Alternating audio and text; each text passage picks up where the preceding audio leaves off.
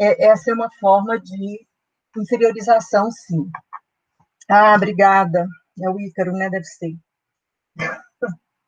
Pois é. Aí é muita coisa, né, Ícaro? Lembrar de gravar, lembrar de admitir o povo aqui, é muita coisa. Gente, aí nisso aí, pensando na nossa situação, né, específica, não é tão difícil não, gente. Entrar o povo aqui, né, não. Pensando na nossa situação aqui, né, que o racismo é negado, ele é ocultado e ele é negado. Para inferiorizar essa classe, para usurpar o corpo, né, e fazer desse corpo moeda, mercadoria, mão de obra, tarará, tatatá, é preciso negar. Não existe nada disso, é coisa da sua cabeça e continua usando, né? Então, para usurpar esse corpo, nós já começamos a tratar sobre isso quando nós falamos da terra, quando nós falamos de lei de terra. Lembram da lei de 1831, que suspende o tráfico negreiro, e que é só para inglês ver, né? Suspende o tráfico negreiro, mas o tráfico negreiro, de fato, só vai ser suspenso lá em 1850, né? Então, de 1831 até 1850, isso foi muito discutido na aula que foi dada pela Ludmila e o Matheus Felipe. Eles falaram muito sobre isso. Até nesse período aí, todo o tráfico atlântico para o Brasil é clandestino. As pessoas vêm de forma clandestina, elas são escravizadas aqui de forma clandestina. Ilegal, né? Por isso que diz que é só para inglês ver. Tudo depois disso é dentro dessa lógica. Não existe, não é. Faz de conta que mas faz de conta que não é. E a gente vem trazendo isso aí. Então, eu quero começar pensando nisso, porque é isso que vai dar estrutura, que vai estruturar a nossa cultura da democracia racial. Não existe democracia racial, mas todo mundo fala que existe. Não, no Brasil é um paraíso racial, tudo aqui é lindo, mas prende-se negros, matam-se negros, e não se admite que é por conta de uma questão racial. Vem dessa cultura nossa de não aceitar, de não admitir, de não desocultar, né, a questão racial que está aí. Veja bem, em 1951, né, foi feita uma lei, a Lei 1390 de 1951, ela ficou conhecida como Lei Afonso Arinos, né, por esse nome acho que vocês vão lembrar mais fácil. Essa é a nossa pioneira, né? A lei que combate o racismo. Bom, se é um paraíso racial, se há democracia racial, por que que, na metade do século XX, né, 1951, foi feita uma lei de combate ao racismo? Então, essa é uma pergunta, né, que a gente tem que fazer. Por que que essa lei foi feita? Não precisava, não é um paraíso racial? Foi feita. E essa lei, ela foi aplicada no Rio de Janeiro, ela foi aplicada em Salvador, ela foi aplicada efetivamente em muitos lugares. Depois ela foi esquecida, não precisa, porque não tem, né, não tem racismo. E em muitos lugares, como Goiânia, por exemplo, por muito tempo, muita gente, Goiânia, São Paulo, Cuiabá, se for perguntar, muita gente sequer tem conhecimento dessa lei. Ninguém sabe que existe. Essa é uma questão que a gente precisa aprofundar, pesquisar, e saber por quê. Qual a diferença? Como é a nossa relação com raça, com cor, em Goiânia, em Cuiabá, em Campo Grande, e agora, né, mais recentemente, em Palmas? Como é que as pessoas lidam com raça? Como que é o enfrentamento? Porque nas pesquisas que foram feitas, essa lei ela foi minimamente aplicada, mas ela é minimamente conhecida nessas capitais, Brasília também. Mas no Rio, em Salvador, ela foi muito usada por muito tempo. Depois a gente foi precisando de mais leis, né? Já tinha uma lei, mas foi precisando de mais leis de combate ao racismo. Mas essa é uma lei que a gente pode considerar, e Clóvis Moura vai falar sobre isso, ele vai considerar. Essa é uma lei antirracista. Veja bem, se essa lei ela é aplicada em alguns lugares, em outros não, então há pessoas que fazem uma leitura do corpo, uma leitura do mundo e reagem de determinada forma que é diferente de outros lugares, né? Então a reação ao racismo ela vai se dar de forma diferente dependendo do lugar. Por que isso? Precisamos pensar sobre isso. Por que que é diferente em determinados lugares? Aí eu quero, né, vir aqui para Conceição Evaristo, em Submissas Lágrimas de Mulheres, Conceição Evaristo, tem os contos, esses contos são maravilhosos, são lindos, gosto muito desse livro, gosto de todos. Quero discutir um conto em particular, Rose dos Reis. Nesse conto, por que eu quero começar com esse conto? Porque tem uma parte, um pedacinho, Rose dos Reis é o conto, se estiverem lembrando, da bailarina, da menina que é bailarina, a menina negra que é bailarina. Ela é criança, está na escola, vai ter uma festa de fim de ano na escola, e aí ela gosta muito de dançar, ela quer ser bailarina, e ela é convidada para, nessa festa da escola, representar a bonequinha preta que canta e dança. Pronto, é tudo, né, que ela sempre sonhou. E aí ela aceita. Só que, de repente, ela não sabe o que aconteceu, ela é substituída. Ela é substituída por uma menina branca pintada de preto. E agora a gente tem um nome para isso aí, bonitinho, né? Blackface. E ela não sabe, ela não foi assim, não teve justificativa, ninguém deu satisfação, ela nunca entendeu por que que isso aconteceu. Esse conto, esse livro de conto, não está mudando. Esse livro de conto, não sei se vocês conhecem, a Conceição Evaristo, ela faz uma escuta, né? Ela escuta as mulheres, por isso em Submissas Lágrimas de Mulheres. Ela escuta as mulheres e aí ela conta a história. Em Submissas Lágrimas de Mulheres. Ela reconta essa história, né? Então, assim, ela reconta, ela recria, mas ela faz um exercício de escuta antes, né? Então, são histórias que ela escuta. E ela vai e conta essa história. Mas isso aqui não é totalmente ficção, né, gente? Oi, Júlia. Não peguei direitinho o que você disse, Júlia. Que eu estou acompanhando o chat aqui pelo celular, tá? Oi, Tânia. Aqui eu estou pelo celular também, aí não estava mudando os slides. Aí eu não sabia se não estava mudando mesmo ou Não se era mudei nada, problema não. aqui. Não, estou Então parada tá. mesmo. Eu estou parada mesmo, estou Então tá lentinha bom. mesmo, Júlia. Tá bom. Já já Tá eu vou bom? entrar pelo computador. Tá. Beijo, obrigada.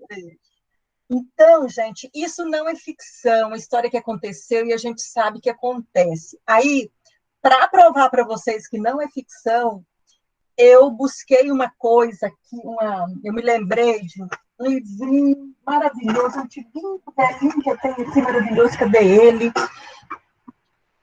Ele está aqui, eu uso muito esse livro, ele está até acabado já, de tanto que eu... Ele é velho também. Democracia Racial, do Tales de Azevedo. O Tales de Azevedo, nesse livro, Democracia Racial, ele traz muitos recortes de jornais, traz muita coisa de recorte de jornal, muitos acontecimentos, né, de denúncias e tudo. Então, eu peguei procurei até achar esse pedaço que eu queria. Nelson Rodrigues denunciou os responsáveis pelo Teatro Municipal do Rio de Janeiro, no Globo, em 1972, porque não aceitaram que sua tragédia Anjo Negro fosse protagonizada por um ator preto. Exigiram que fosse um ator branco pintado de preto, blackface de novo. O argumento dos responsáveis que eles apresentaram, né, é que nos Estados Unidos isso é aceitável, mas aqui não, e se agredia as pessoas, então que um ator negro no palco agrediria as pessoas, não seria aceitável. Então, tinha de ser um ator branco pintado de preto. Isso está denunciado no Globo de 1972, e o Tales de Azevedo traz esse recorte aqui no livro dele, Democracia Racial, que é a minha edição é de 1975. Deve ser a primeira edição, isso aqui não é possível que teve uma antes. De 1975. Comprei no lançamento, né, do livro, em 1975, eu estava lá pegando autógrafo. Então, gente, para vocês verem que isso não está propriamente na recriação de Conceição Evaristo, né? Aí, eu pego aqui agora uma problematização que está em Clóvis, Sociologia do Negro Brasileiro, de Clóvis Moura. Ele diz assim, lá na introdução, ele está falando o que é a discussão dele, ele diz: procuramos reanalisar algumas formulações conceituais já muito difundidas na área acadêmica, sempre, ou quase sempre, repetidoras de correntes teóricas que nos vêm de fora e quase nunca correspondem àquilo que seria uma ciência capaz de enfrentar, como ferramenta da prática social, esses problemas sempre escamoteados no seu nível de competição e conflito social e racial. Então, Clóvis Moura, ele faz essa problematização. E aí eu quero lembrar, aqui recentemente, no Fórum Social de Salvador, né, que a Angela Davis falou, chamou atenção, porque é que a gente não valorizava, não valoriza, né, o pensamento de Lélia Gonzalez, e aí as pessoas começaram a se voltar para Lélia Gonzalez. O que acontece? A gente fica falando, né, das pessoas de fora, mesmo para discutir racismo, a gente fala, né, das pessoas que estão aí de fora e tal, que são maravilhosas, não é abandonar, né? São maravilhosas, mas os problemas são outros, a realidade é outra, não como o Clóvis Moura está dizendo, não contempla essa realidade aqui. Então, a gente fica pegando filtros, né, de fora para olhar o racismo aqui de dentro. E aí nós tentamos uma ação antirracista, um letramento antirracista, mas que não dá conta do nosso racismo. Porque o nosso racismo, ele é construído aqui dentro com essa peculiaridade, né? Você tem uma menina negra na escola, tem um papel que é uma bonequinha preta, mas vão pegar a menininha branca, pintar de preto, para não colocar num lugar de evidência uma menina preta. Não se pode dar evidência, não se pode dar um lugar de prestígio a uma menina preta. O mesmo acontece com um ator preto. Enfim, gente, a gente acabou de ver essa polêmica que teve do Porta dos Fundos com Jesus, que era gay, preto, gay, e também ele era preto. Eu sei que eu fiquei chocada, eu falei, gente, eu estou mais chocada com o fato de ser um ator branco pintado de preto do que ele ser gay. Para mim ficou pior.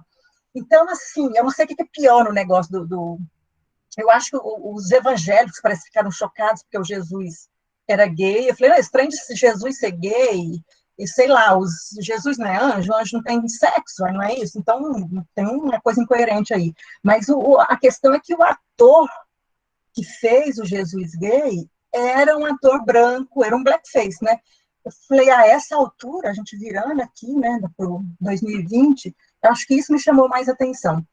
E a gente não está prestando atenção nessas coisas. Então, acho que o letramento antirracista é a gente olhar essas pistas, porque elas são sutis, elas nos pegam, porque elas são muito sutis. Agora eu passei aí, gente, o slide, mudei.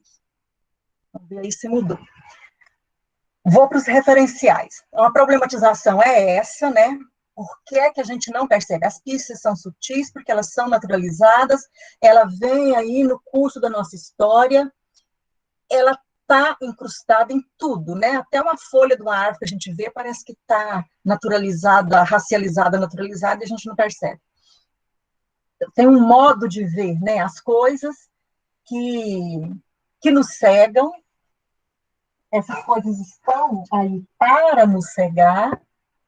Isso tá, só que esse modo cegueira, ele é naturalizado e a gente não percebe. A gente só vai ter, né, uma postura antirracista se a gente começar a ter muita perspicácia. E aí, tá, para a gente construir isso, quais são os referenciais? Primeira coisa, a república, quero falar de república, de democracia, de cidadania. A república é uma referência para a democracia. Não tem democracia e monarquia, né? Eu nunca ouvi falar disso. Uma monarquia ter democracia.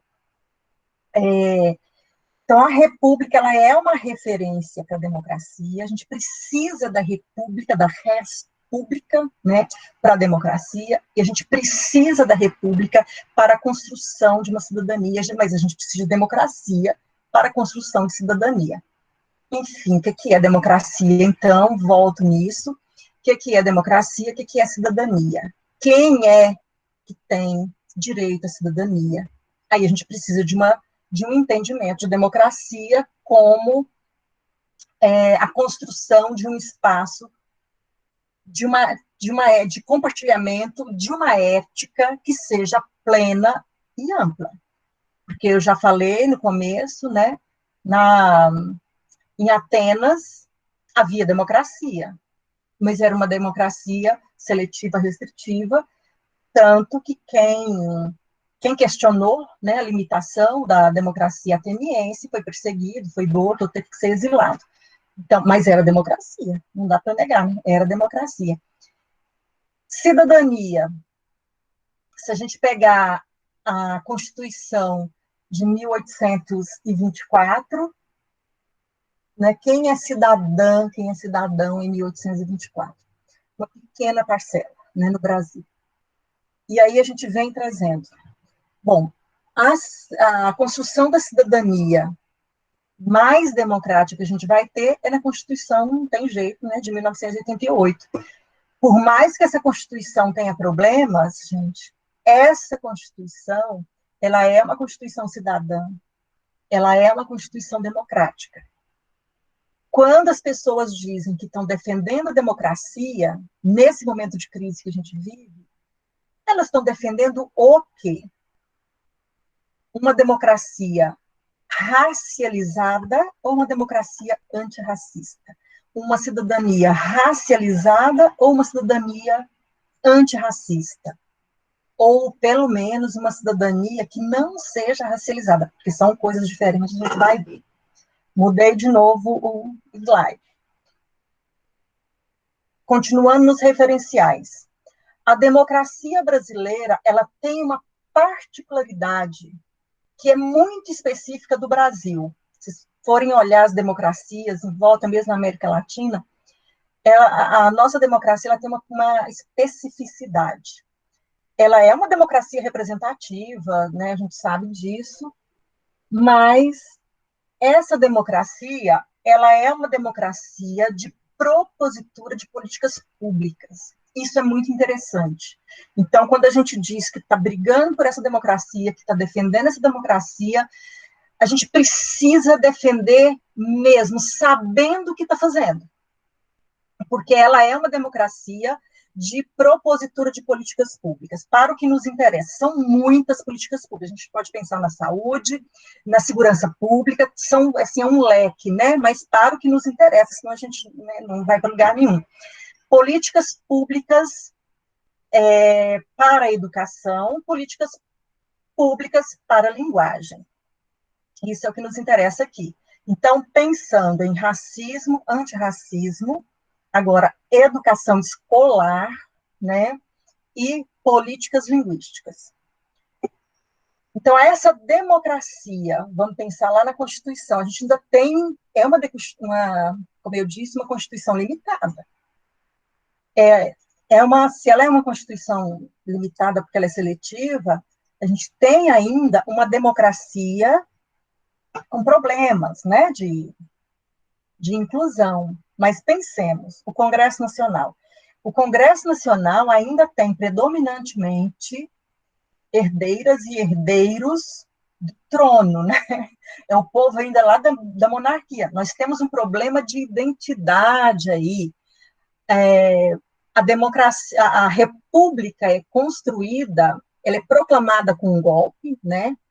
É o chefe da defesa, o chefe da guarda da defesa de Dom Pedro II, que proclama a República. A gente tem alguns problemas assim no Brasil que acho que ninguém nunca vai entender. A República é proclamada com um golpe militar, ela é ocupada por militares, ela é construída por militares. Depois a gente tem um parêntese aí de governos, de presidentes, né, civis, e a gente tem de novo um golpe militar, que é o de 64, que dura 20 anos. A gente tem um parêntesezinho aí de novo, né, de presidentes civis e até de eleição popular. E agora nós estamos numa situação totalmente incompreensível, porque é um governo militar, um dos maiores, pensando em ocupação de cadeiras e cargos e tudo, é a maior ocupação militar da história do Brasil, mas eleito pelo voto popular. Então, assim, totalmente diferente, né, de tudo que já aconteceu. Mas a gente tem uma tradição, vamos prestar bem atenção nisso. A gente tem uma democracia que vem se construindo a duras penas aí, mas a gente tem uma tradição fortíssima militar, de governos militares, de comando militar. Isso, olha na história toda do Brasil, a gente tem isso. Pensa numa democracia que vem se construindo, mas sob comandos militares. Como é que é isso? Não estou falando de ditadura propriamente. A gente tem a coisa, né? A ditadura aí, nós temos os momentos de ditadura mesmo, por mais que neguem, mas a gente tem esse comando militar na construção da democracia. E nós temos aí ainda, além disso, né, desse comando militar, essa democracia que é legislada, se a gente pensar, né, as leis que vão fazendo e tudo, ela é legislada pelos os latifundiários, os fazendeiros, as famílias, os herdeiros, que ocupam o Brasil desde a colônia. São essas pessoas que pensam o Brasil. Para vocês terem uma ideia, a primeira lei de diretrizes e bases da educação, LDB, boa noite, Amanda. Essa primeira lei que foi aprovada em 1961, olha, a primeira lei de diretrizes e bases da educação no Brasil é de 1961, isso já é um problema. Essa lei, ela levou 20 anos para ser aprovada. Ela levou 20 anos em discussões, em debates, 20 anos para ser aprovada. De tanta briga, de tanto embate.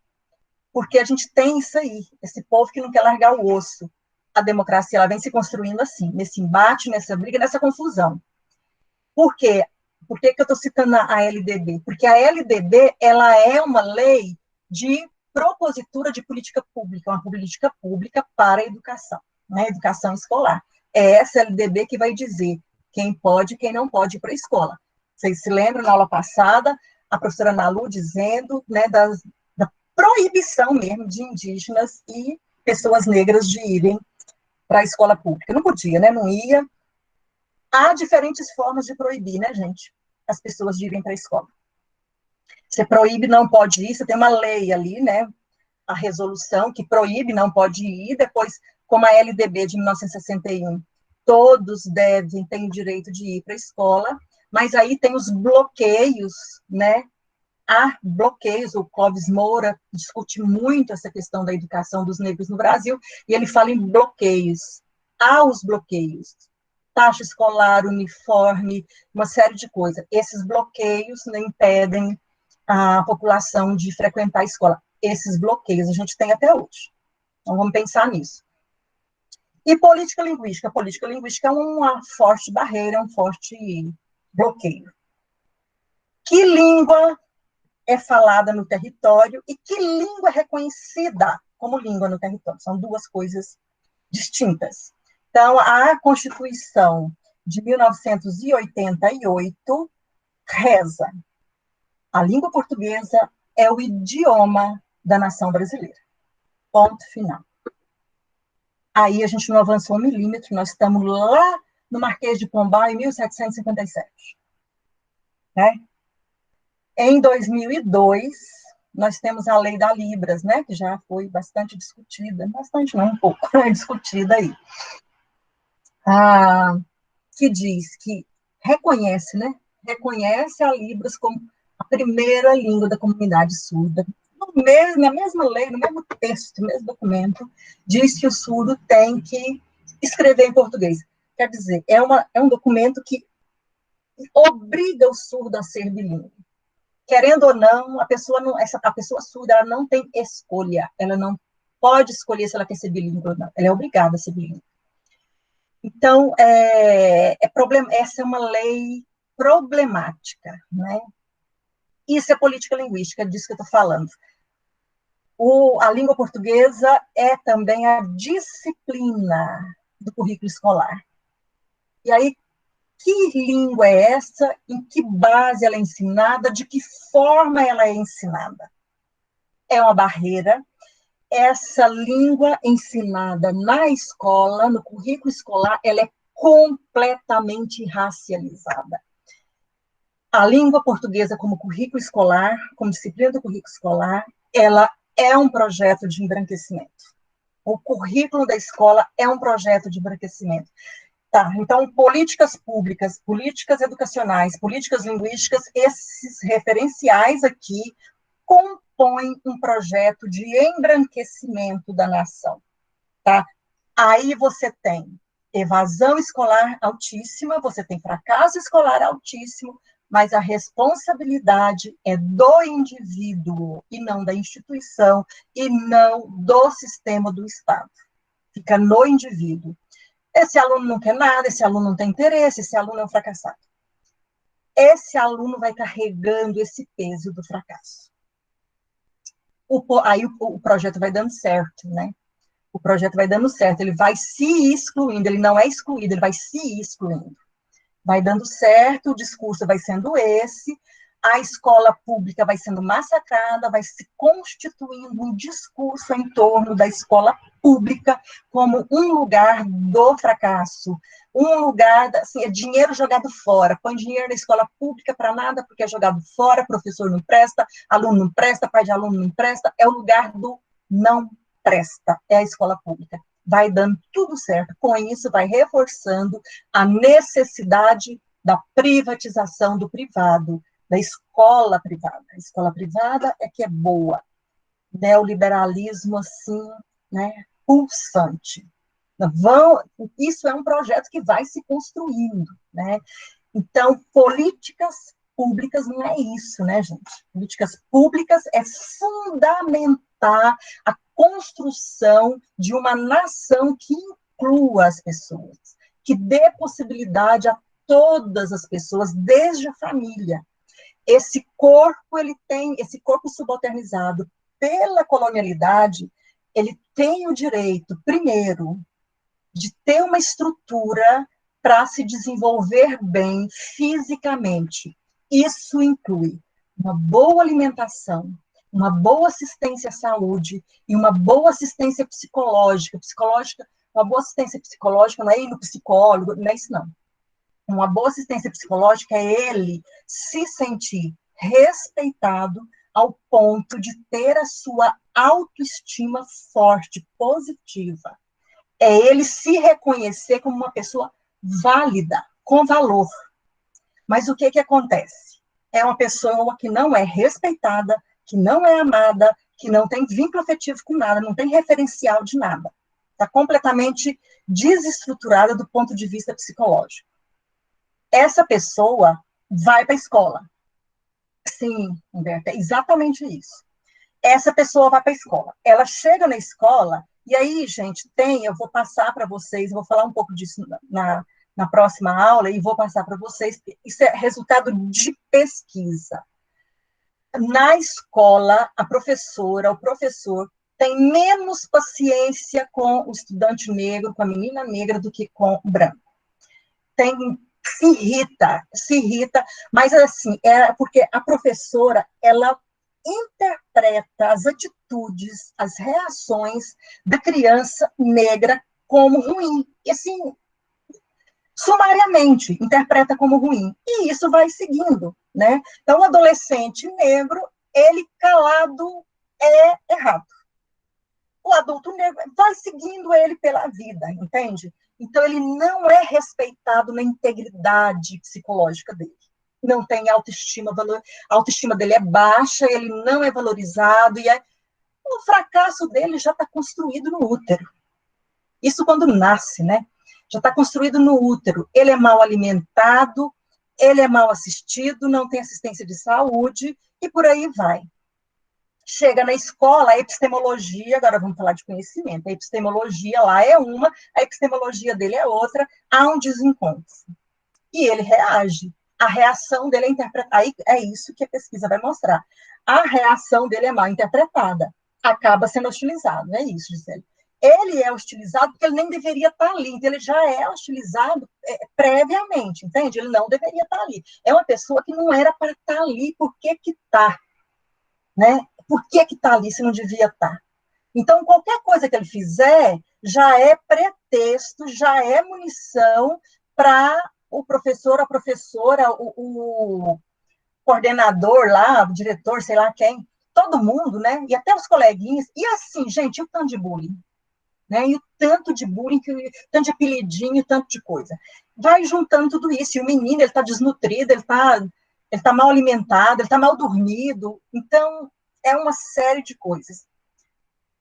Ele não tem uma política pública, as antecedentes aí, né, que eu estou evitando de falar, porque não é minha praia, mas também não dá para falar tudo aqui, que é a questão de saúde, segurança, família, a igreja colocando tudo quanto é pecado na cabeça dele, e aí as políticas educacionais não são para acolher, é para expulsar. Política linguística, idem. Então, quando Lélia Gonzalez fala do português, ela está pensando nessa língua, nessa epistemologia, nessa visão de mundo que dê um lugar para esse menino na escola, para que ele se sinta confortável na escola. Mas a escola vai dizer que essa língua é errada, que tem que corrigir. Quando corrige, corrige o corpo, corrige o mundo, corrige o sistema de referência. Ao corrigir o sistema de referência, está destruindo a ancestralidade. É o projeto de memoricídio que as meninas trabalham, que eu pus no texto para vocês. Tá aí, mudei de novo. Aí, letramentos de sobrevivência. Esse menino, ele tem um repositório, né? Que é essa coisa, o vínculo com a ancestralidade, tudo. É um repositório que ele traz um acervo que ele construiu com esse letramento de sobrevivência, que eu já falei um pouco, né? Que é uma leitura de mundo que ele faz, leitura de mundo à lá Paulo Freire mesmo, para defesa, para sobrevivência dele, para defesa.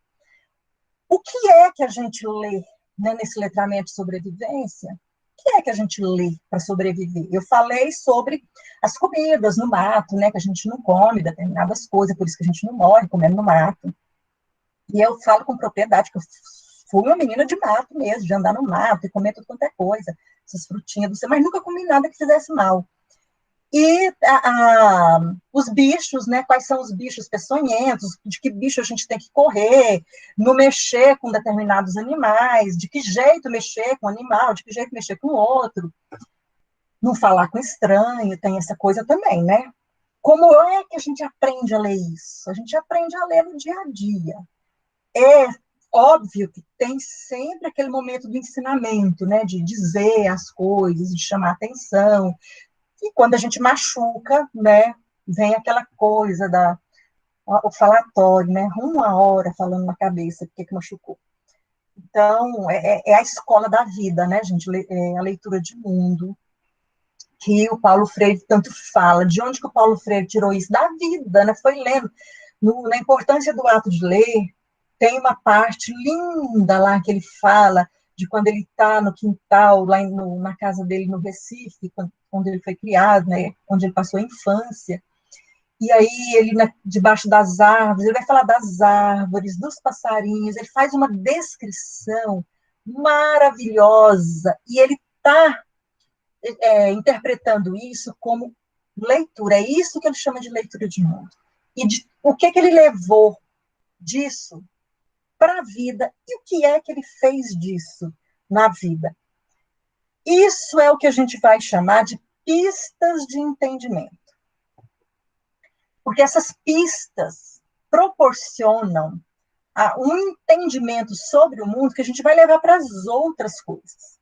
A gente vai aprender a ler pistas. Por exemplo, todo mundo sabe assim, o tempo começou a fechar, né? Aquele raio lá longe, começa a dar uma trovoada, uma coisa assim. Todo mundo sabe o que significa isso. A gente aprende, ninguém para, senta aqui, minha filha, aqui agora, chuva. Chuva não é das mansinhas, né, Humberto?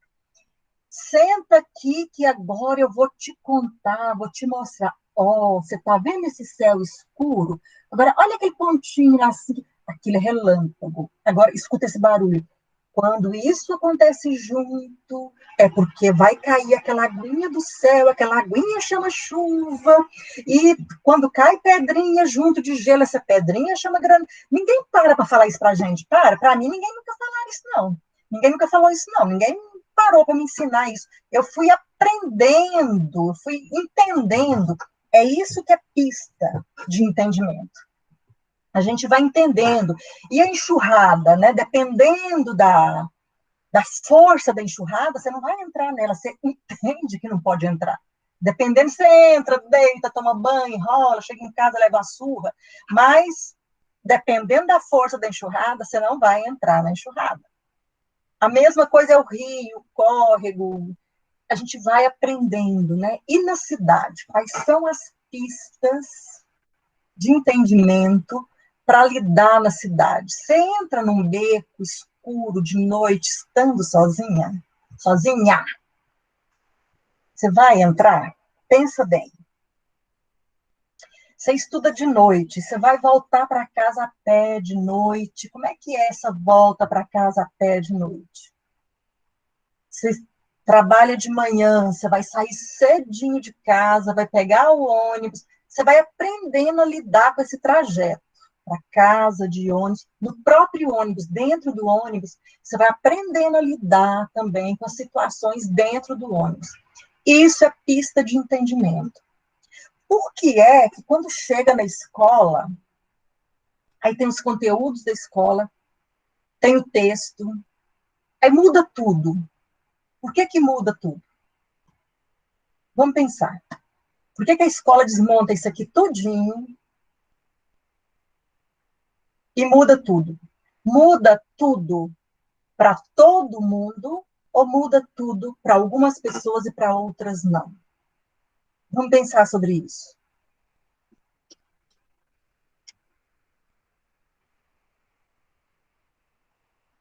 As pistas de entendimento, elas são naturalizadas, né? Nós vamos naturalizando essas pistas. Isso é situado, cada um no seu mundo, no seu dia a dia, vai naturalizando essas pistas. Então, elas são diferentes. E nós vamos aprendendo a enfrentar as pistas. Tem pista que a gente vai aprender a enfrentar. Outras não, a gente vai aprender a contornar. E na escola, o que a gente faz quando chega lá e a pista muda, no nosso mundo é de um jeito, chega lá, nós vamos enfrentar, contornar ou aprender a lidar com ela. Como é que é essa relação? Vamos pensar, cada um no seu mundo, do seu lugar agora, vai pensar sobre isso. O indígena, quando chega na escola da cidade, ele percebe que ele é um corpo diferente, porque todo mundo olha para ele e começa com curiosidades em cima dele. Isso vai naturalizar? Nunca vai, né? Ele vai começar a enfrentar essa pista. Isso vai gerar dor, sofrimento, adoecimento, conflito. O problema é que quando gera conflito, quando o indígena enfrenta essas situações, gera conflito, o que o grupo faz? É o indígena que tem um problema. Ele é problemático. Ele é agressivo. Ele é arredio. Ah, ele não gosta de fazer amizade. Ah, ele não aceitou a nossa amizade. Ah, ele isso, ele aquilo. O problema, o erro está no outro. O inferno são os outros, né? Já disse isso, Sartre, há muitos anos. O inferno são os outros. A gente joga tudo. É a transferência da culpa, né? Ah, Senhor, a mulher que tu me deste por companheira, ela me tentou e eu pequei. Ah, não, Senhor, foi a serpente. A gente vai transferindo. Esse é o problema. E o mais fraco, né, a serpente, por fim, não falou, porque sabia a língua de Deus. Tinha sido culto do paraíso. O letramento de resistência,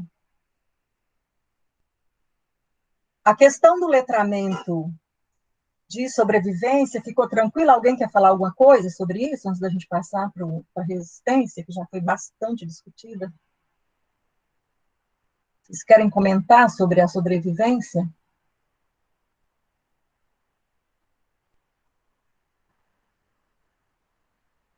Não? Silêncio.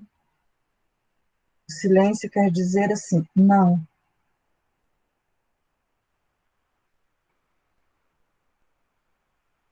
A interpretação dessa pista é essa?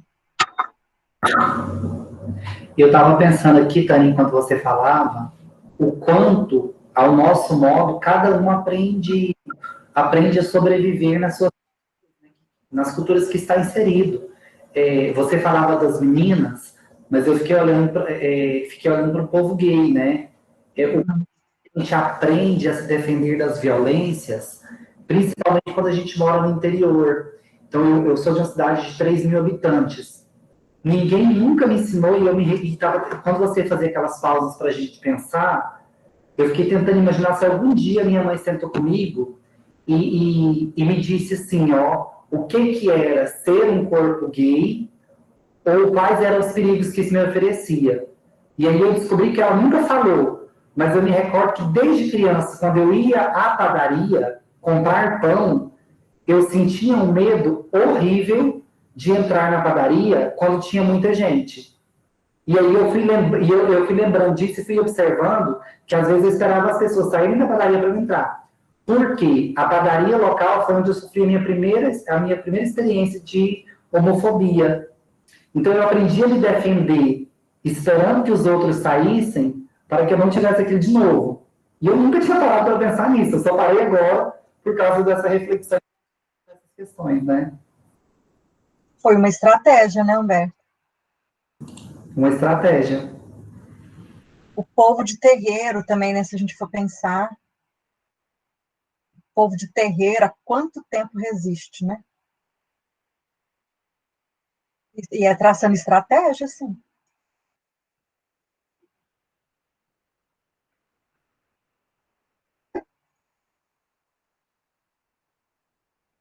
Então, gente, letramento de reexistência, a gente conversou sobre isso na aula passada com a professora Malu, né? Bastante. Ela falou do hip hop, né? A gente pode pensar em todos os movimentos, danças, cantos, né?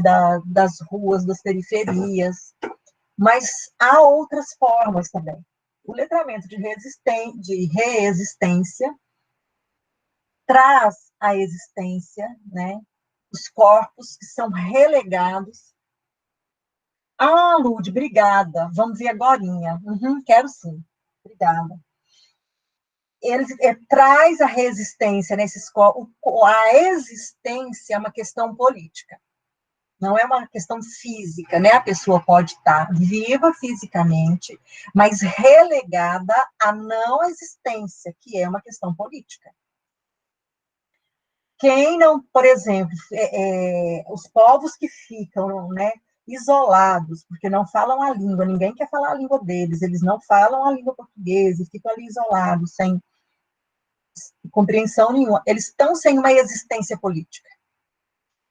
Eles podem encontrar uma forma de vir à existência, né, que é uma existência política, que é isso que eu estou chamando de pactos e práticas de linguagem, que pode ser pelo corpo, só pela dança, que é muita coisa, é uma linguagem, tanto que não é todo mundo que dá conta, né? Esses pactos e práticas de linguagem, que é o canto, é a dança, os rituais, eles podem gerar políticas de linguagem. Essas políticas de linguagem podem gerar outros pactos e práticas de linguagem. Então, isso vai, né, gerando assim. É muito importante, gente, o letramento de resistência, ele é muito importante para gerar essas políticas de linguagem, porque elas trazem à existência política esses grupos que ficam relegados à não existência, tá? Que é uma questão política, a gente não pode confundir isso com existência física. Se não tem existência linguística, epistêmica, né, não tem existência política. Isso é muito sério. Foi sobre isso que a Ana Lu falou, né, na aula passada. A gente vai ver o vídeo, ela ia passar e a gente acabou esquecendo. Nós vamos ver hoje o vídeo, daqui a pouco.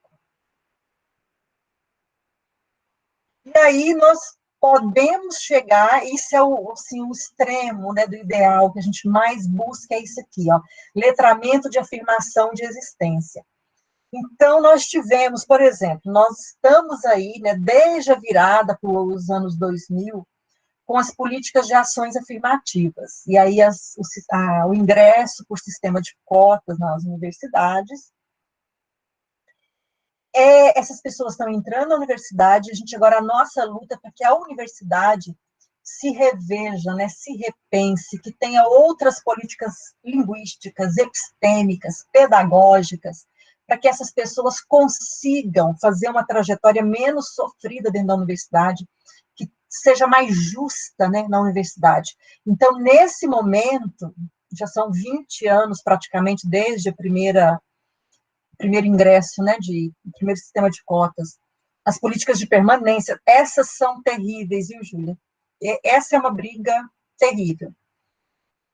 Mas, nesse momento, nós estamos nessa briga, né, para renovar, fazer outros pactos para outras práticas de linguagem, lembrando que linguagem, para nós, é epistemologia, ela inclui a epistemologia. Para que a gente tenha outras práticas de linguagem, de epistemologia, outras práticas pedagógicas dentro da universidade, para que elas gerem outras políticas de linguagem. De repente, a gente ter outra política linguística até no país, né, como um todo. Esse é nosso sonho, uma hora a gente chega lá. E aí, dessas políticas, né, serão gerados outros pactos e outras práticas de linguagem, com certeza, porque isso não para, é dinâmico, é vivo, para a afirmação dessa existência política dessas pessoas. Né? Eu lembro quando eu estava na coordenação, a gente discutindo até sobre a Libras, e eu falei, eu só vou ficar muito animada e ter certeza da afirmação da Libras como língua na universidade quando eu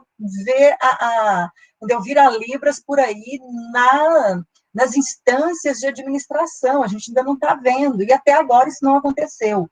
Né? A gente não está vendo a Libras como língua das instâncias de administração. Isso por quê? Porque as pessoas surdas não estão ainda ocupando esses espaços.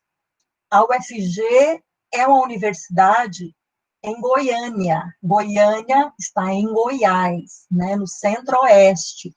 Quantos professores ou professoras indígenas tem nessa universidade? Quantas negras, quantos negros? Né? Precisamos olhar para isso. E no Mato Grosso? Na Universidade Federal do Mato Grosso, tem indígena? Eu sei que no Amazonas tem. Em Brasília tem, né? Na UNB tem indígena. Em Goiânia não tem. Então, assim, o que é que impede, né, essas pessoas de ocuparem esses espaços? Quais são as barreiras? São essas políticas públicas. As políticas públicas são pensadas em lugares estratégicos. Dá uma checada, Renata. Eu também não sei mesmo, estou perguntando porque eu não sei mesmo. Em Goiânia eu sei que não tem, né? Mas dá uma checada se de repente até tem, aí eu fico mais animada, Renata. Me dá essa notícia. Mas olha só, as políticas públicas, aí eu volto lá nos referenciais, as políticas públicas são pensadas em Brasília. Aqui na SEDUC também tem, na SEDUC de Goiás também tem indígena. É mais fácil, né, SEDUC. Mas quem que está pensando nas políticas públicas, gente? Quem que está dando acesso a essas pessoas? São aqueles herdeiros das capitanias hereditárias que eu falei. Então, a gente é tudo junto, né? A nossa luta é árdua, pesada, e é pouca gente lutando. A gente precisa renovar o Congresso. Renovar o Congresso não é só pôr gente nova, diferente lá, não. Mas é colocar corpos novos, pessoas negras, indígenas, trans, surdas, ciganas. Precisa ter representatividade de fato, né? Essas pessoas são pessoas de direito. São cidadãs. Isso é o sentido de cidadania, num Estado democrático de direito, né? São pessoas de direito, porque elas não têm o direito de ocupar esses lugares. Porque os que estão lá desde sempre não deixam, né? Eles criam regras, critérios de um jeito que eles não permitem, eles não deixam. É um letramento de afirmação de existência. Essas pessoas que já estão, já que têm existência, que estão aí, elas precisam afirmar essa existência o tempo todo. Para isso, elas precisam ter condição de ler essas pistas, de entender o mecanismo de funcionamento desse mundo. E tem coisa básica para isso, eu vou falar um pouquinho sobre isso já já. Lourdes, você pode pôr, por favor, o vídeo?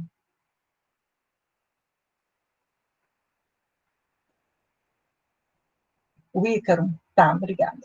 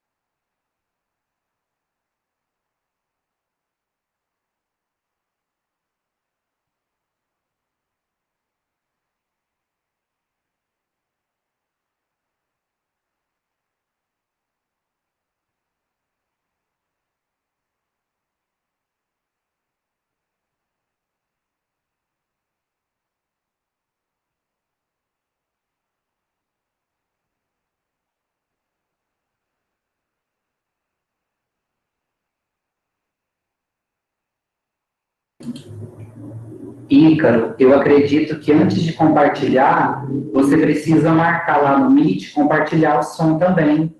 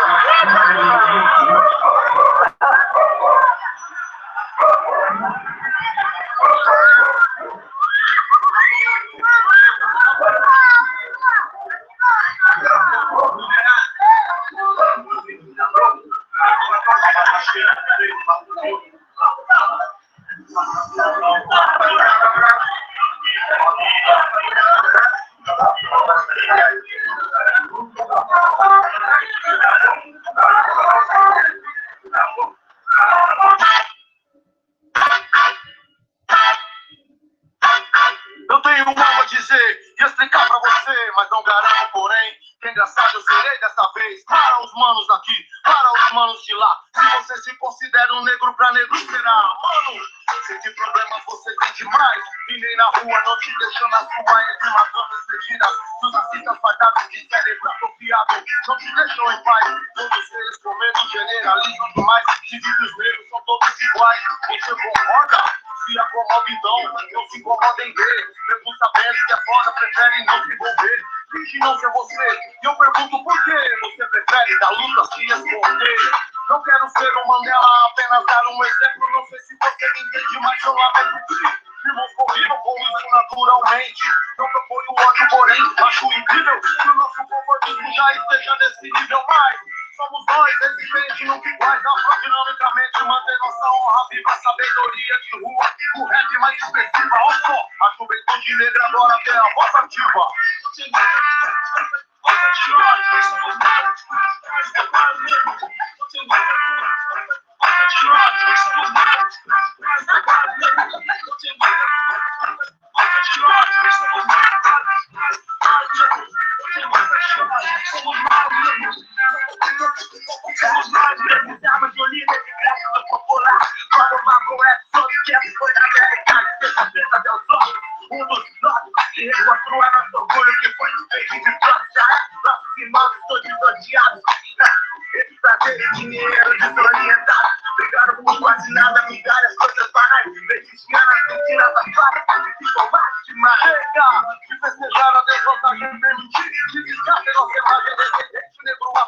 Tamo junto, Brau, não sou complexidade e tal, apenas racional. É a verdade, mas uma postura definitiva.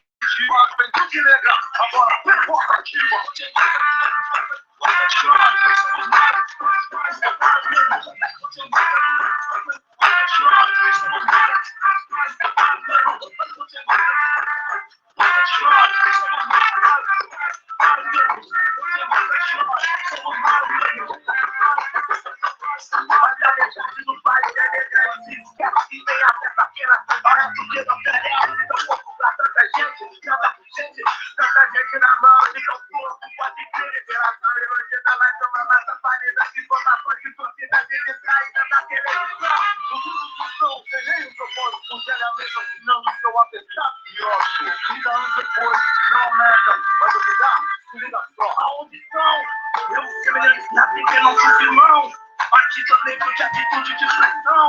Você se pode se perguntar por quê? Eu não sou cenista, mas o meu ponto de vista é diferente. Então, pra tudo que eles querem, que eles evoluíram e bonito, mas sem negro no destaque. Eles te mostram um país que não existe. E onde nossa raiz, milhões de negros assistem. Engraçado é que de nós eles precisam. Nosso dinheiro eles nunca discriminam. Minha pergunta aqui sim. Esses artistas são famosos, só você se identifica aí. Então, na sua área, continua lá no Marcão. Os Milton, Sandra, Tivesse Gonçalves, alguém que nessa Stephanie, Cristiano, onde for lá. Entre prazer, o dinheiro e solidariedade. Mulheres assumem a sua exploração, usando o termo mulata como profissão. É mal. Soltamos brancas e destacas negras onde estão. Respiram no chão, sempre no plano. Pouco original, mas comercial a cada ano. O carnaval era a festa do povo. Era, mas alguns negros se venderam de novo. Então, brancos em cima, negros embaixo ainda é normal. Natural, irmão, 500 anos depois, 2020, século XXI, tudo igual. Precisamos de nós mesmos, essa é a questão. Todos os julga, meus irmãos, escrevem com perfeição. Então, gostamos de nós, perdemos por nós. Acreditamos mais em nós, independente do que for no passado. Tenho orgulho de mim, no rap em ação. Nós somos negros sim, de sangue e coração. Mano, coruja diz, justiça é o que nos motiva. A minha, a sua, a nossa voz ativa. A primeira vez que eu vi esse som foi em 1998, eu tinha 4 anos de idade. Tá ligado? 4 anos de idade. 23 anos depois, eles tinham relevância clássica. Obrigado, Nacionais. Obrigado pela sua obra. Obrigado por tudo que fez para o nosso povo. Nunca vou esquecer. Falecido Lelé, dava no carro, aí eu disse para mim que eu fui ouvido. Depois, voz ativa, com 7 anos, 8 anos de idade. Que louco, né? Aí 2 anos, fomos racistas, dessas paradas, nossa voz ativa. Aí, malandro. Sabe aquele jeito que te convidam pra viver mais, pra se amar mais, pra saber quem você é? Por isso que aconteceu comigo quando eu ouvi voz ativa. Sou racionais onde for, moro? Joga, Coruja BC1, KLQ, Cheiro, Afina Flor. Meu amor. Tamo junto. Muito obrigado. Nossa, voz ativa, voz ativa, voz ativa, voz ativa, voz ativa.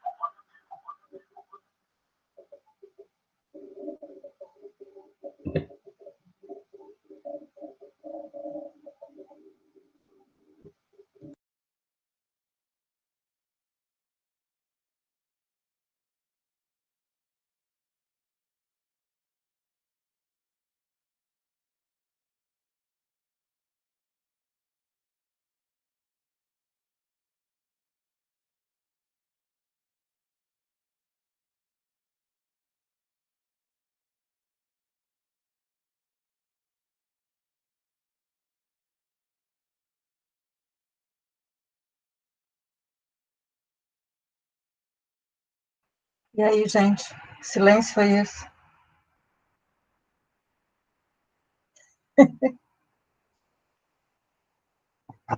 Refletindo. Então, vamos refletir juntas, que é melhor. Esse é bem o que a gente entende por letramento de resistência, né? É um tipo de letramento que se faz para a gente entender o letramento de resistência. A gente precisa, assim, se libertar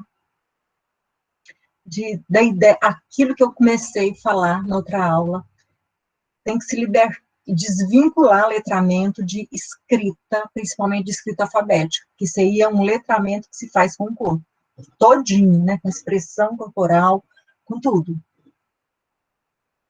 A gente tem que entender isso aí com a perspectiva do povo auém, que é a língua não é só entendimento, a língua é sentimento. Você não entende uma língua, você sente uma língua, você vivencia uma língua, corpo inteiro, e corpo compreendendo toda a espiritualidade do corpo, compreendendo toda a alma, a espiritualidade, todo o sagrado do corpo. Não é corpo físico, matéria, não é só isso. Não tem essa desvinculação, né? Corpo-alma do cartesianismo. É o corpo inteiro. Aí você consegue entender o que é o letramento de resistência nessa perspectiva aí. Bom, vamos para dar uma respirada, reflita, e vamos para a segunda parte, que é um pouco mais... Eu nunca fui tão rigorosa nas minhas, assim, tão disciplinada. Eu pensei numa exposição de mais ou menos 1 hora, terminei em cima. Eu vou fazer essa segunda parte, e hoje prometo que eu libero vocês. Ô, Tânia, você acha que essa questão que foi deliberada hoje lá acho que no Supremo, sei lá, que a Justiça Eleitoral vai destinar a verba, sabe aquela ideia da verba para número de candidatos negros em proporção que tiver no partido e tudo, você acha que aquilo de fato pode fortalecer a candidatura, ou você acha que vai acabar acontecendo aqueles esquemas que às vezes acontece de autodeclaração igual acontece com as mulheres, entende? Assim, cadastra a mulher, mas é uma candidata fantasma, alguma coisa assim. Sim. Tenhamos fé, Bárbara. Tenhamos fé. É o que resta, né? Tenhamos fé. Pode acontecer de tudo. A gente inglês vê novamente, toda hora, né, em inglês, está vendo alguma coisa. A gente vive num país que é corrupção naturalizada. Apesar de todo esse discurso de combate à corrupção, a corrupção é naturalizada aqui. É uma coisa assim, eu fico tão impressionada com as coisas.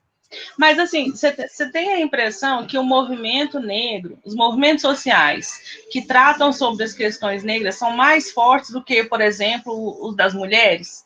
Porque eu tenho essa sim, impressão, sim, né? não tem a menor dúvida, Daí não, isso tem a menor pode dúvida acabar disso. gerando bem mais candidatos, uma denúncia muito maior de quando estiver usando por laranja, essas coisas assim, será? Eu não tenho a menor dúvida disso e vou falar um pouco disso agora.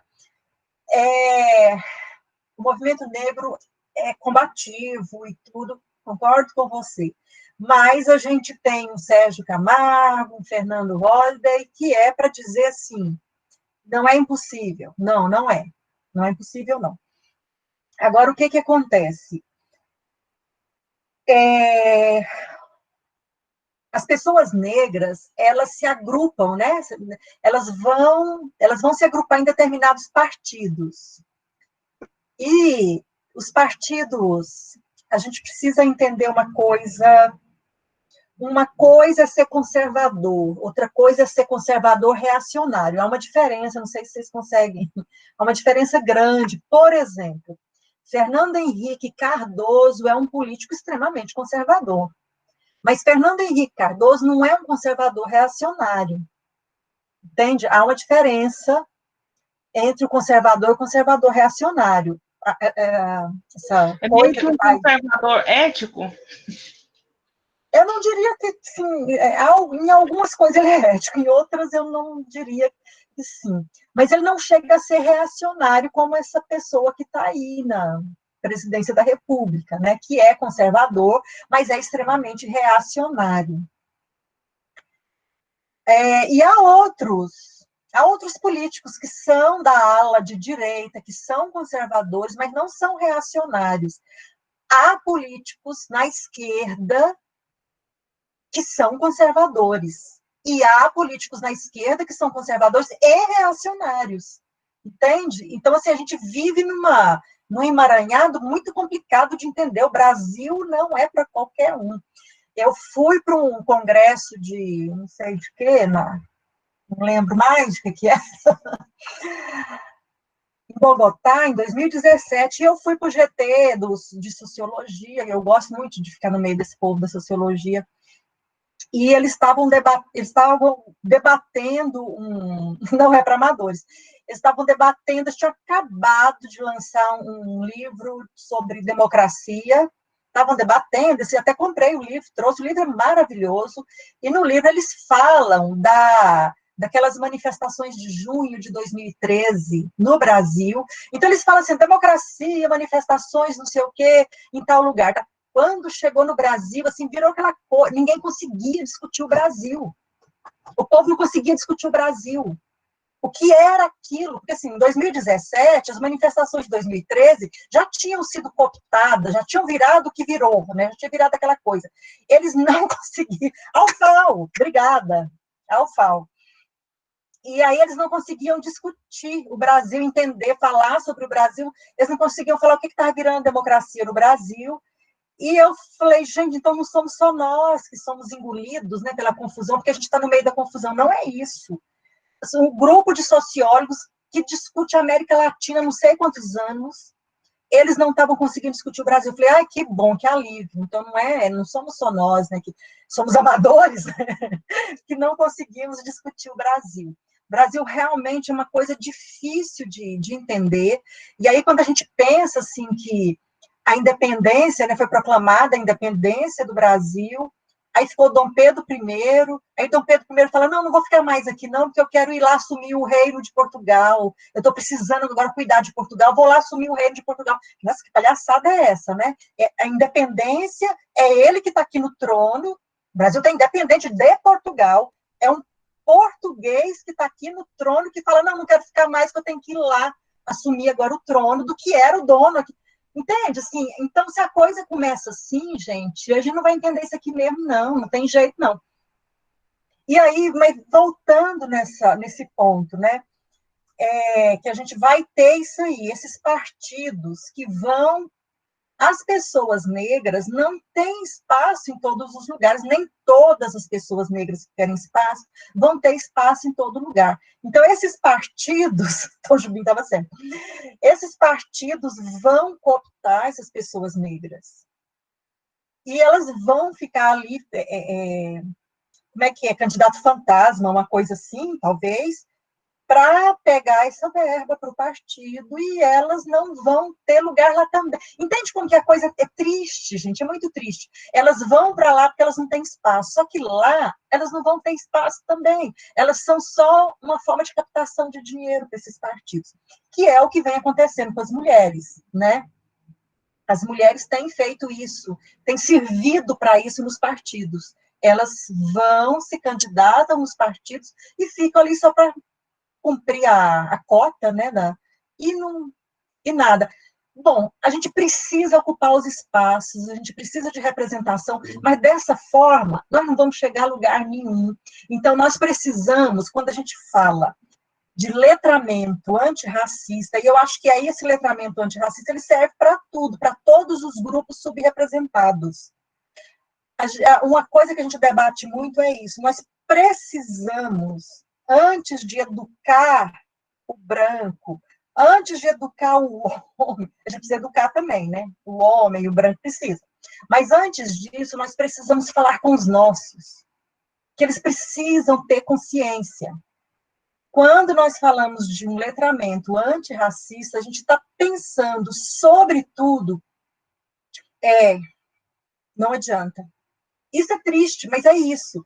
E quando a gente fala nisso, a gente está falando, sobretudo, numa transformação de subjetividade. Então, veja bem, quem está na formação, quem está trabalhando com formação de docente, e esse docente, ele vai trabalhar, ou ela, né, vai trabalhar na educação básica, a responsabilidade é enorme. Você sabe por que esse povo vive surtando, que é acabar com a escola pública, acabar com a universidade, porque na escola pública, na universidade pública, a gente tem mais liberdade, mais espaço para fazer um trabalho que a gente considere que seja um trabalho mais justo, né, mais democrático. Por isso que eles querem acabar com a gente. E é por isso que eles falam que a gente faz doutrinação. Isso não é... Pode até ser a doutrinação, mas o que eles fazem também é, né? Então, é uma luta de doutrinação aí, uma guerra. Mas o que a gente precisa fazer é formar um corpo profissional, aí, uma consciência profissional que vá formar na educação básica para transformar essa subjetividade, para que essas pessoas tenham uma subjetividade forte, uma autoconfiança, uma autoestima forte. E isso, esse vídeo mostra, né, uma positivação do ser negro, uma autoestima boa, uma autoestima forte. A gente precisa formar isso. Eu fico assim em desespero, porque a gente precisa transformar essa sociedade. E para transformar, precisa transformar a subjetividade. As pessoas precisam acreditar em si. E o campo da linguagem é o campo para isso. Então, assim, quando eu vejo as pessoas na escola, lendo com os alunos Conceição Evaristo, Lélia Gonzalez, outro dia eu vi, e Lélia é bem mais teórica, né, a gente tem mais pesada, e eu vi o pessoal lendo no fundamental um texto de Lélia Gonzalez, eu falei, nossa, é mais pesado, né, mas os contos de Conceição Evaristo estão indo para a escola, de Jamila Ribeiro está sendo lida na escola, no ensino fundamental. Então, quando eu vejo isso, eu fico animada, porque eu acho que é por aí. Tem um probleminha. Quando a gente começa a fazer esse trabalho, assim, tem reação. Então, assim, as reações já estão vindo. A gente precisa ter certeza, saber o que está fazendo. Isso, Ludmila, exatamente isso. A gente precisa saber o que está fazendo para segurar o rojão quando a reação vier, porque ela vem, e ela vem forte. A gente tem que dar conta de segurar. Com esse trabalho, como a Ludmila colocou, né, reconhecer a nossa grandeza, sabendo o que a gente vai saber também escolher os nossos representantes, as nossas representantes. Saber escolher para a Câmara Municipal, para a Assembleia Legislativa, para a Câmara dos Deputados, para o Senado. Aí a gente começa a mudar as coisas. Quando a gente começar a mudar lá, aí a reação vem bruta, vai vir para cima de nós, vai vir bruta. A gente tem que estar forte para segurar, porque nessa hora a gente não pode correr. É nessa hora que a gente não pode correr. Tem que estar forte e segurar as pontas. E aí é que eu quero entrar, eu coloquei aí para vocês a referência no chat o discurso sobre a servidão voluntária. Não sei se vocês conhecem Esse textinho é um ensaio pequenininho, Discurso sobre a Servidão Voluntária, de Etienne de Labotie. Esse texto, gente, esse texto é maravilhoso. Século XVI, vocês não acreditam. Século XVI, mas é muito bom. Eu acho assim, o melhor dele ele levanta uma questão e persegue essa questão. Eu queria muito que a gente pensasse sobre isso, um letramento antirracista, qualquer projeto antirracista. Vou até tirar o antirracista, gente. Qualquer projeto de enfrentamento, viu, Humberto? LGBTQI+, eu não sei mais o que vocês puseram no negócio, qualquer projeto de enfrentamento, eu acho que precisa pensar nessa questão que o Labotie levanta lá no século XVI. Olha, antes da Revolução Francesa, muito antes da Revolução Francesa. Por que alguém se submete? Por que alguém se submete? Vamos pensar. Ele vai discutir isso com uma série de coisas. Por que alguém se submete? Veja bem, o rei, ele pega umas coisas muito interessantes. Assim, um rei fraco, sem arma, sem coragem, pega um exército, pega os soldados têm coragem, os soldados estão armados. E os soldados vão para a morte para salvar a vida daquele rei fraco, sem coragem, sem arma. Como isso se dá? Como isso pode? Como isso acontece? Por que esses soldados se submetem? Eles podiam se juntar, matar esse rei e salvar a própria vida. Gente, a questão simbólica na nossa cabeça, ela acaba sendo muito mais forte do que a questão material. Ela é muito forte, mas como isso pode? Vocês sabem quem é a Margarida Maria Alves? Esse nome tem sentido para vocês? Margarida Maria Alves, 12 de agosto. Lembra alguma coisa para vocês? Marcha das Margaridas, lembra alguma coisa para vocês? Sindicalista? Veja bem, Margarida Maria Alves, sindicalista, Margarida foi uma das primeiras a ocupar um posto de direção de sindicato no Brasil, e não foi qualquer sindicato. Sindicato rural, no Nordeste, na Paraíba. Isso, por isso. Na Paraíba, e durante a ditadura militar. Olha só o conjunto de coisas. Né? Era no dia 1º de maio, no dia 1º de maio é o dia do trabalho, né? Dia 1º de maio, dia do trabalho, Margarida fez um discurso para os trabalhadores e para as trabalhadoras rurais. E Margarida ficou-se emblemática, ficou essa frase, nesse slogan do discurso dela. Da luta não me retiro. É melhor morrer na luta do que morrer de fome. Veja como que isso, o material aí está mais forte do que o simbólico. É melhor morrer na luta do que morrer de fome. A fome põe ela para lutar, né? Margarida, a família dela foi uma família que foi desterritorializada, foi expulsa da terra, né, pelos latifundiários, eles ficaram sem terra. É uma família sem terra, né, que foi tirada, é uma família de sem terra no sentido dos indígenas brasileiros, né, que ficaram, são os primeiros sem terras do Brasil, são os indígenas, porque eles são expulsos da terra, eles são tirados da terra, eles ficam sem terra, né, vagando por aí. A família de Margarida foi tirada da terra pelos latifundiários, os usineiros lá da região, e ela vai para a cidade, ela vira uma lutadora e sindicalista, e ela faz esse discurso no dia 1º de maio de 1983. No dia 5 de agosto de 1983, Margarida completa 50 anos de idade.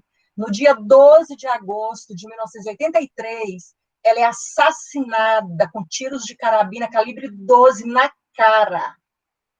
Bate na porta, ela abre a porta, o menino está brincando na calçada, o filho dela de 8 anos brincando na calçada, ela abre a porta, o jagunço, é a dona Margarida, a falou, sou, e ele, pá, atira e mata ela na cara, com tiros na cara.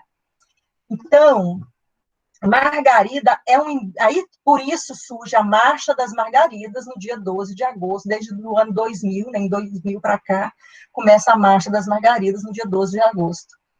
Que é uma coisa linda, maravilhosa. Mas veja como que a atitude de Margarida é uma atitude de quem está da luta, não me retiro, né? É melhor morrer na luta que morrer de fome. É a fome. A Conceição Evaristo, você pega Olhos d'Água, Becos da Memória, Conceição Vicêncio, em Submissas Lágrimas de Mulheres, a questão da fome está aqui o tempo todo. Ela fala assim, a minha mãe inventava histórias para contar para nós, para enganar a fome. O dia que não tinha comida na casa, a mãe reunia elas, e a Carolina de Jesus, e ia contar histórias, e ficava inventando brincadeira, inventando jogos, para enganar, porque não tinha comida para dar para os filhos. Então, isso está, sabe, nessas histórias, na memória dessas mulheres, a questão da fome. Isso. Então, gente, isso é muito interessante, que é a questão que o Laboti ele tá angustiado, né? Ele vai discutindo isso aqui, por que esses homens se submetem, por que nós nos submetemos? Ele vai perguntando isso, por que alguém se submete? E aí ele fala da opressão, de quem tem arma, de quem tem poder, ele vai discutindo isso, mas ele fala assim, quem tem o poder da opressão, quem faz, é sempre um grupo menor, tem sempre menos poder, na verdade, do que quem está sendo oprimido. E por que essas pessoas se submetem? Então, voltando à sua questão, Bárbara, dos partidos das mulheres, por que as mulheres fazem isso? Por que as mulheres se submetem, se sujeitam? Margarida não aceitou, Marielle Franco não aceitou, 4 tiros na cabeça. Vocês veem que a questão é simbólica também, o desagravo é meter bala na cabeça, meter bala na cara, né? Na cabeça, na cara. Essas mulheres... É na cabeça para destruir o pensamento, né? Para matar onde está o conhecimento, né? Exato, ou na boca, é para calar, né? Por isso é tão forte a ideia do Marielle Vive, né? Isso. Porque enquanto ela vive, as ideias vivem, né? Exatamente, ela vive nas ideias que ela deixou, que ela plantou, né? Margarida também. É muito forte, mas aí, essas mulheres insubmissas, elas morrem, né? Não todas. Eles não vão conseguir matar todas. Por que elas se submetem? É aquela semente, né? Morre uma e a que morre vira semente, né? Sim, germina. O que a Marielle fez com o país. Quantas Marielle surgiram pela Marielle, né? Uhum. Tânia, Diga. essas discussões, elas têm mexido muito comigo, porque eu nunca tinha feito curso ainda com essa profundidade de letramento. Para mim é tudo muito forte, né? E tem muitas mulheres que não morreram com tiro nem na boca nem na cara, mas morreram simbolicamente, né? Aí a pergunta, né? Por que elas se submetem, né? Tem mulher, tem as outras pessoas, né? Do que a gente chama de grupos miniaturizados, assim, não é? Que a gente fala o nome? Exato, sim. Minorizados, e eles não reagem porque às vezes eles são tão desempoderados, né? A mulher fica num casamento horroroso uma vida inteira sem conseguir sair daquilo, ela se submete a coisas terríveis, né? Como filha, depois como mulher,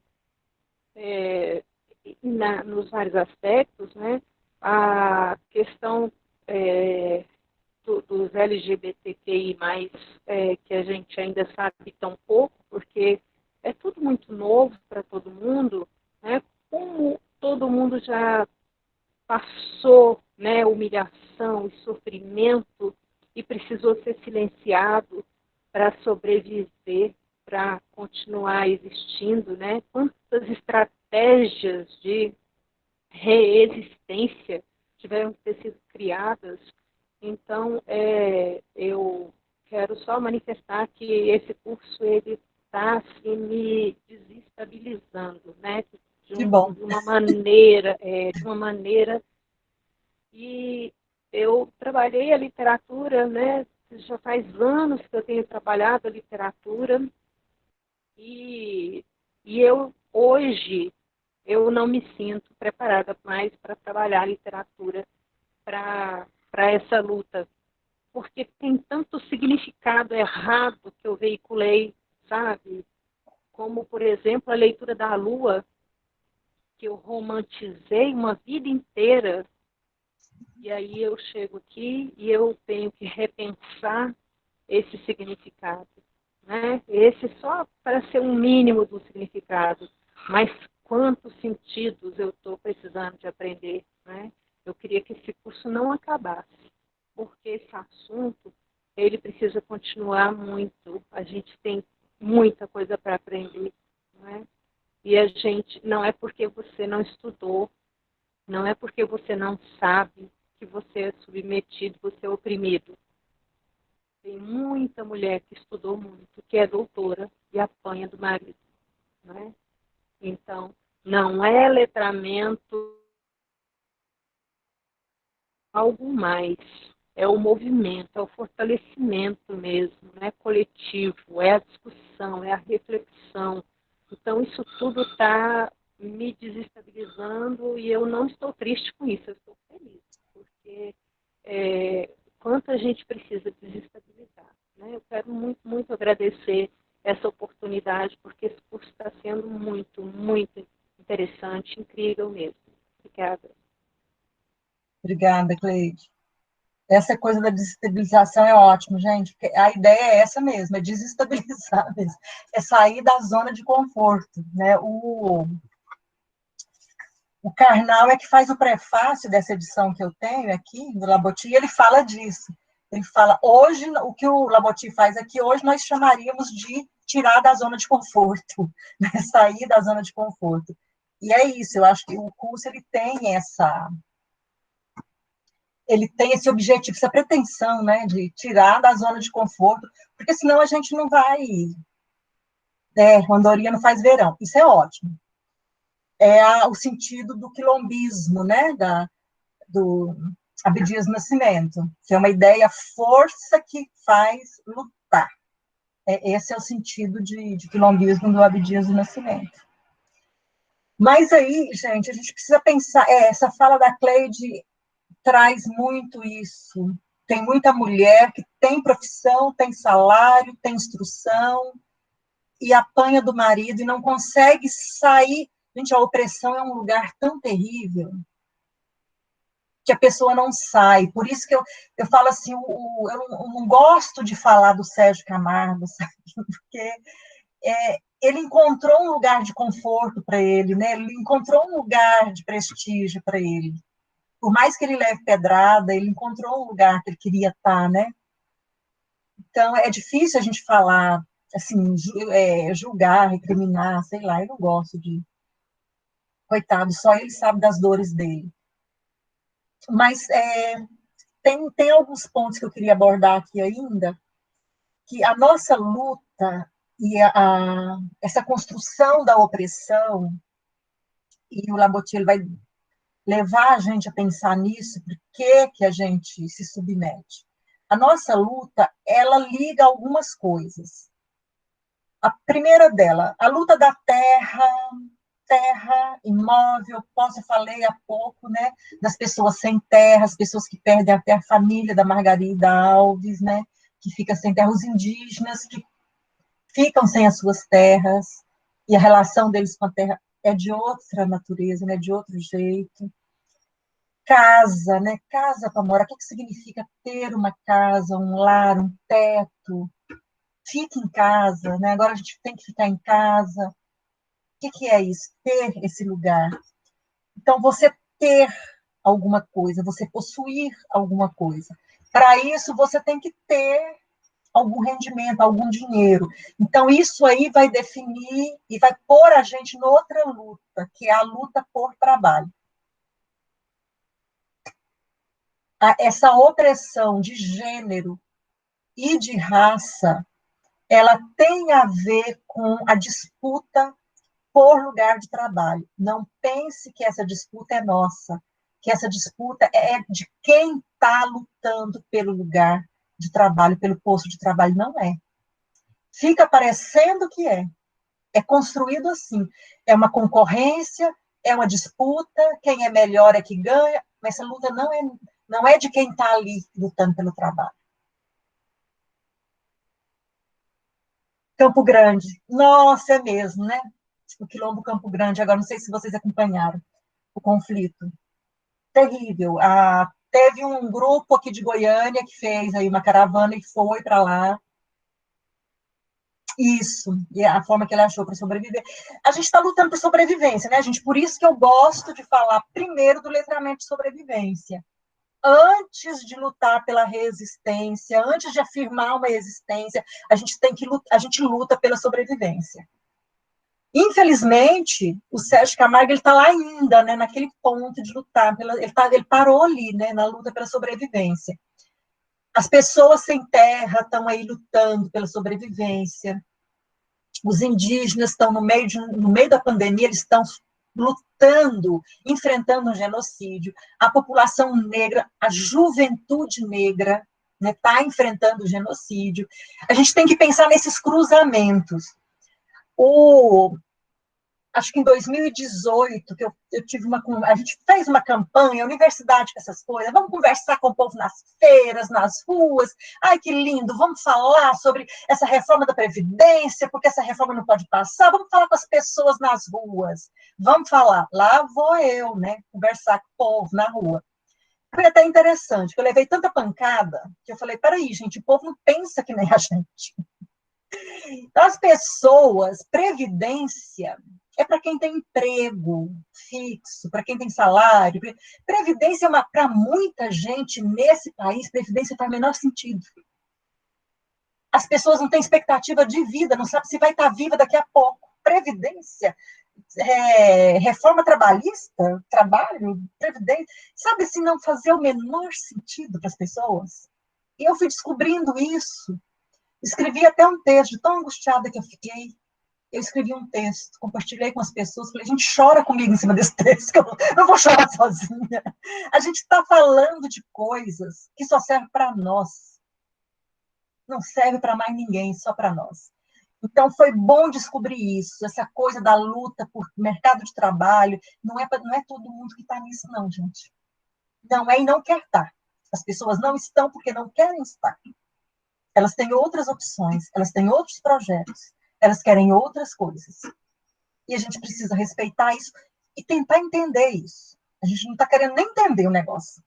A gente precisa tentar entender isso. Então, tá, mas quem está na disputa por trabalho, porque o trabalho significa sobreviver ou ter, consumir, qualquer coisa assim, quem está nessa disputa aqui entra noutra disputa, porque para ter trabalho, o melhor rendimento, a melhor renda, qualquer coisa, ele entra noutra disputa, conhecimento. Aí chegamos na escola, de novo. E chegamos na língua da escola, na escrita da escola. Entendem como que a coisa é amarradinha? Então, a política linguística não é inocente, ela sabe onde é que ela quer chegar. Quando se pensa em política linguística, sabe direitinho onde é que quer chegar. sabe direitinho o que está fazendo, sabe o que significa isso, política linguística, política educacional, sabe o que significa isso, assim, de forma bem ampla, negação de direitos. E aí eu vou dar um exemplo para vocês, assim, bem basiquinho, que vocês vão entender isso aqui, ó, numa puxada de respiração. Vocês entendem isso aqui? Antes da injeção entrar no braço, vocês já entenderam. Olha só, as mulheres negras, a elas ficou um lugar reservado. Terminou o período, né, da escravização negra, a mulher ficou com um lugar reservado na sociedade, empregada doméstica, é ou não é? Empregada doméstica, mãe solteira, mulher sozinha que vai criar. A Carolina de Jesus é assim, emblemática nisso, ela traz o retrato que é o lugar da mulher negra nessa sociedade, para que ela serve. Enfim, aí você vai ver, você pode pegar um monte de coisa, filme, livro, vai lendo, você vai percebendo qual que é o discurso. Empregada não precisa de folga, ela não tem nada para fazer. Para que ela quer folga? Ela não tem que fazer com folga. Não precisa da folga para empregada, porque ela não tem para onde ir, ela não tem uma vida. Olha, a gente está lá de novo na existência. Ela não tem uma vida. Não precisa dar folga para ela. Ah, para que tanto dinheiro? Precisa pagar. O que ela vai fazer com o dinheiro? Ela não sabe nem gastar. Gente, eu tive uma amiga que me falou, isso não tem muito tempo. Não tem muito tempo, ela falou isso. Gente do céu, mas pobre não sabe gastar, né? É tão engraçado, pobre não sabe gastar. Professora de universidade, que nem eu, gente. Falando como se fosse primeira-dama do Estado. Ah, mas pobre não sabe gastar. Quer dizer, essa é a replicação do discurso. Não precisa de folga, porque não tem o que fazer, não tem vida, né? Não precisa de dinheiro, porque nem não tem com o que gastar, não sabe nem gastar. Nós estamos aqui, ó, nessa construção do capitalismo, em que pessoas estão aí para ter privilégios, vantagens, lucro, e outras estão aí para proporcionar isso. Entendem? A mulher negra está aí para proporcionar isso. Aí você vê aquela pessoa, a universidade está até fazendo um manual de etiqueta para o trabalho remoto. Vai fazer um manual de etiqueta, fiquei sabendo hoje, vai fazer um manual de etiqueta para o trabalho remoto. Está tendo muita reclamação na ouvidoria de chefe que manda serviço de noite, fim de semana, ninguém está respeitando nada, porque agora, né, serviço remoto, pode ser qualquer dia, qualquer hora. E aí eu fiquei pensando, gente, isso não é a pandemia. Isso sempre aconteceu. Só que não acontece com todo mundo, tem as pessoas. E eu fiquei lembrando de algumas situações, não são todas as pessoas que são submetidas a isso, são algumas. A pessoa manda, você está... Eu entrei de férias outro dia, eu falei, gente, mas que maravilha eu entrar de férias. Tudo que estava encantado desencantou quando eu entrei de férias. Mas foi um desencantamento geral, desencantou tudo. Eu preciso ter mais férias para as coisas desencantar. Porque desencantou tudo. Eu entrei de férias, no dia que eu amanheci de férias, mas foi um desencantamento, tudo que estava encantado foi desencantando, assim, ó, no meu e-mail. Por que isso? Há pessoas que têm o poder de negar o direito, né? A pessoa que está em posição de negar o direito. A pessoa que não está em posição de negar o direito, ela pode não reconhecer o direito. Ela não reconhece o direito do descanso, não reconhece o direito do descanso noturno, não reconhece o direito do fim de semana, não reconhece o direito a férias, não reconhece o direito da licença maternidade, e por aí vai. Então, pensem sobre isso, se é assim ou não é. Esse é um fato. A gente tem aí uma lista que a gente pode levantar. Uma lista que é herança do nosso período escravagista. Que está aí, a gente está agora num período que não é mais escravagista, né? Faz de conta que não, é como se fosse. Trabalho é CLT, tem os direitos trabalhistas e tudo, mas sabe o jeitinho brasileiro? ele vai dando um jeitinho, e nesse jeitinho, ele vai negando o seu direito ao descanso, porque para que você quer descansar? Você nem cansa, você é um burro de carga, você nem cansa, você não tem o que fazer. Vai usurpando o seu salário, porque para que você quer dinheiro? Você nem tem com que gastar. Você não sabe nem gastar, pobre não sabe gastar. Entende? Então, esse é um fato. Outro fato que é da nossa relação cultural, que também eu acho séria, isso está no campo da relação trabalhista, né? Que eu dei um exemplo da relação trabalhista que submete principalmente as mulheres a um serviço escravizado, gente, porque tira o direito do descanso, usurpa o salário, está no trabalho escravizado, né? Vamos prestar atenção nisso. Tem outra da relação social mesmo. Vocês devem conhecer uma expressão.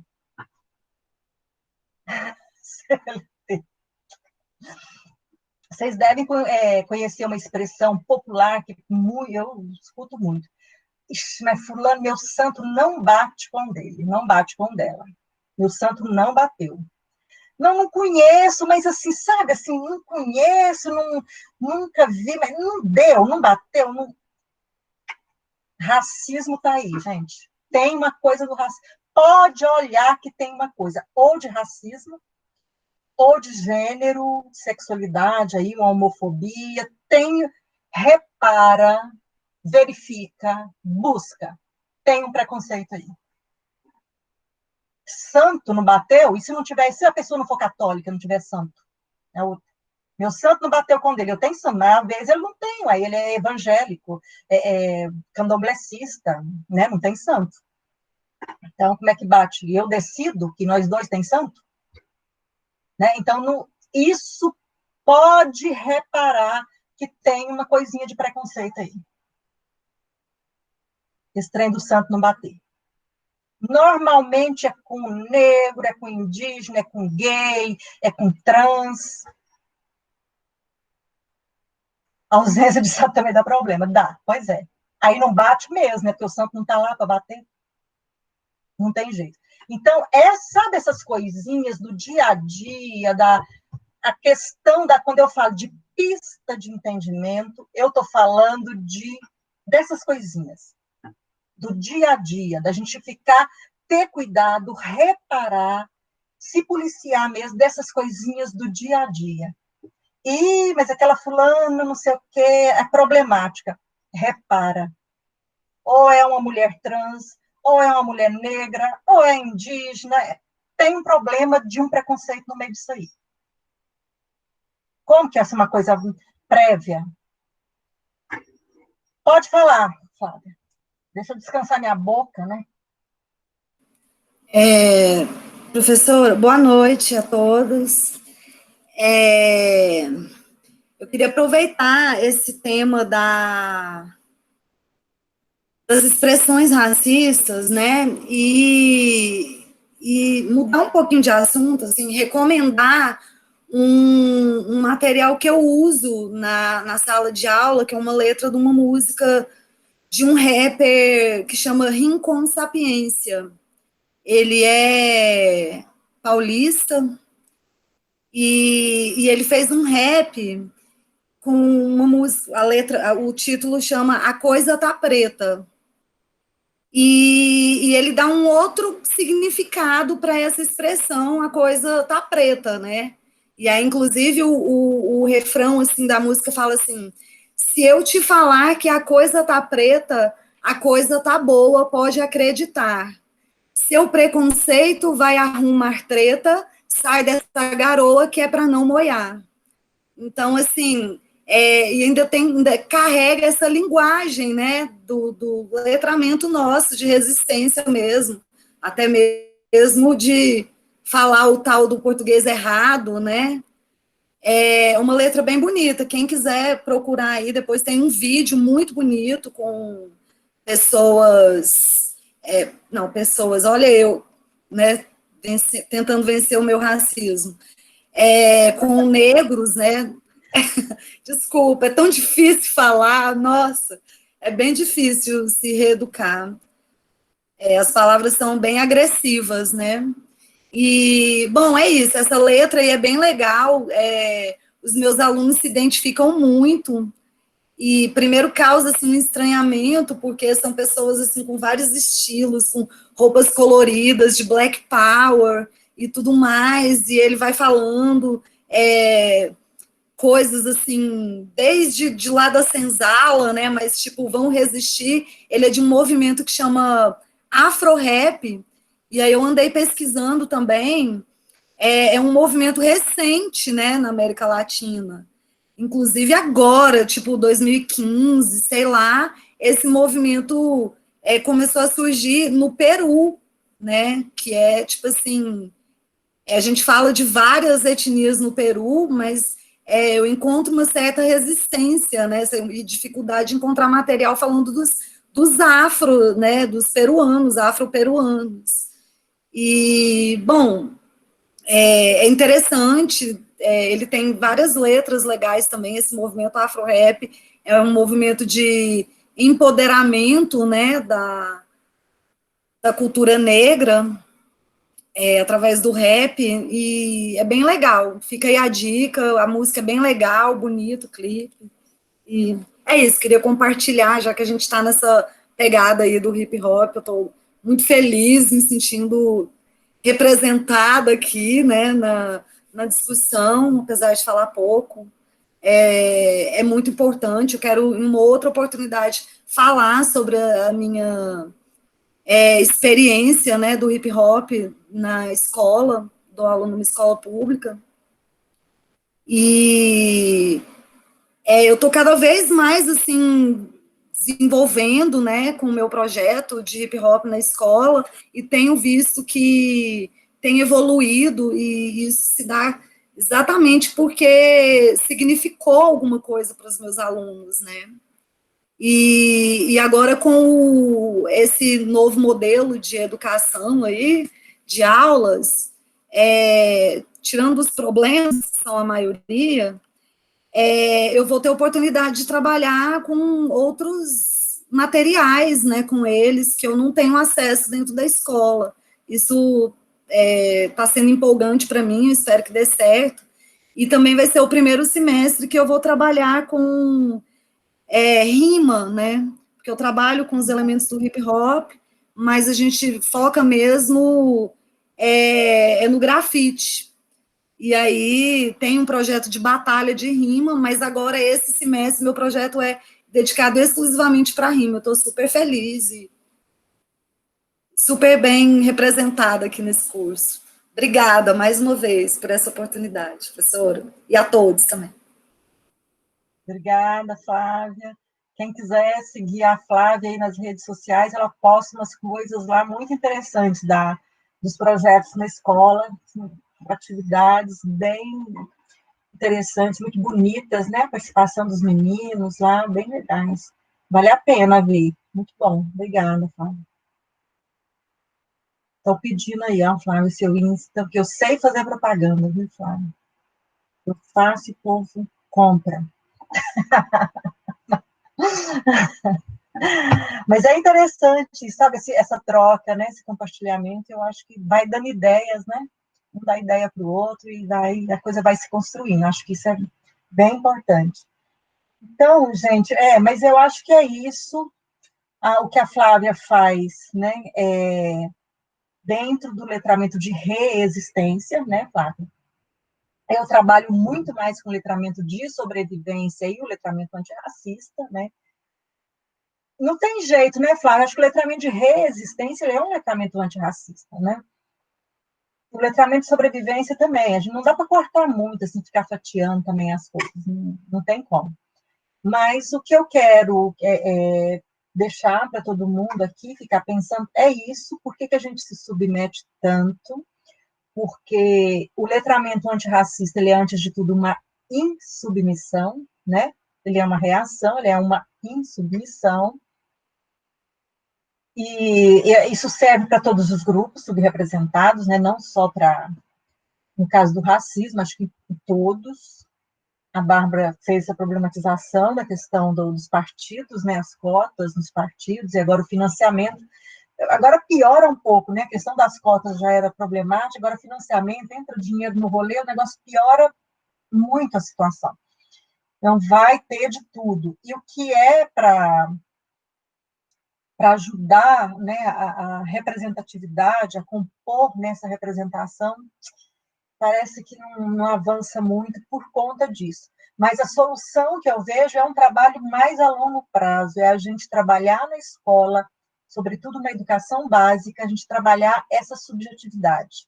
A subjetividade, percepção de mundo, que eu vejo esse sentimento, a autoestima, a autovalorização, o reconhecer-se como um ser no mundo de valor. Eu acho que é isso que a gente tem que trabalhar, e aí, gente, é a longo prazo, e a gente tem que se juntar, quilombar mesmo, a gente tem que se aquilombar e fazer, eu acho que para além do curso, eu não sei como é que vai ser daqui a pouco, como é que vai ficar, né? A gente está voltando às atividades remotas, mas para além do curso, a gente ter esses encontros menores, talvez mais rápidos, encontros de fortalecimento, né? Encontros de trocas e tudo, mas encontros de fortalecimento, para a gente pensar como é que a gente vai sobreviver nisso aí, que está... Porque o lado de lá está se fortalecendo, né? Eu não sinto que estejam enfraquecendo, eu acho que eles estão se fortalecendo, e a gente precisa encontrar meios de se fortalecer. Eu acho que são projetos políticos de sobrevivência, de resistência. A gente precisa encontrar um jeito de se encontrar para fortalecer, uma roda de acolhimento, fortalecimento.